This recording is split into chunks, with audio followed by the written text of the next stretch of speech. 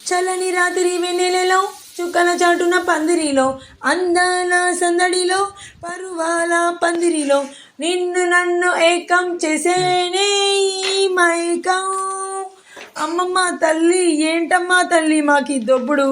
YouTube open చేయగానే మాకు అసలు భయం పుట్టిపోతుందమ్మా. అయ్యో ఏంటండి పుసుకుని అంత మాట అనేశారు. అయితే ఏంటమ్మా తల్లి సర్లే కానీ మా బుర్ర తినే మ్యాటర్ ఏంటో చెప్పు. అబ్బే ఏమీ లేదండి, మా ఊర్లో అయితే 2 రోజుల నుంచి బోరున వడగాళ్ళు వర్షాలండి. అయితే మమ్మల్ని ఏం చేయమంటావమ్మా?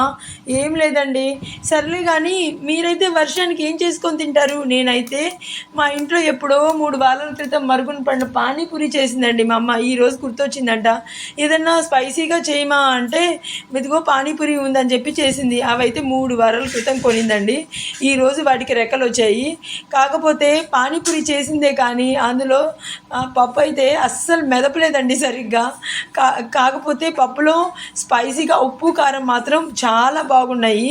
అవును, మనలాంటి వాళ్ళకి ఉప్పు కారం బాగుంటే చాలు కదండి. ఉప్పు కారం అన్నీ సమపాలనలో ఉంటే చాలా బాగుంటుందండి ఏ రెసిపీ అయినా. సర్లే కానీ ఈ సోది చెప్పడానికి నా తల్లి ఈ పాట పాడి ఓమ్మో మేమైతే చెవుల్లో ఈ దూదులు పెట్టుకొని వింటున్నామమ్మా నీ ఛానల్ రాగానే. సర్లే కానీ ఇంకేంటండి మీ ఊర్లో వర్షాలు పడుతున్నాయా? సర్లే కానీ జాగ్రత్తగా ఉండండి. బాయ్.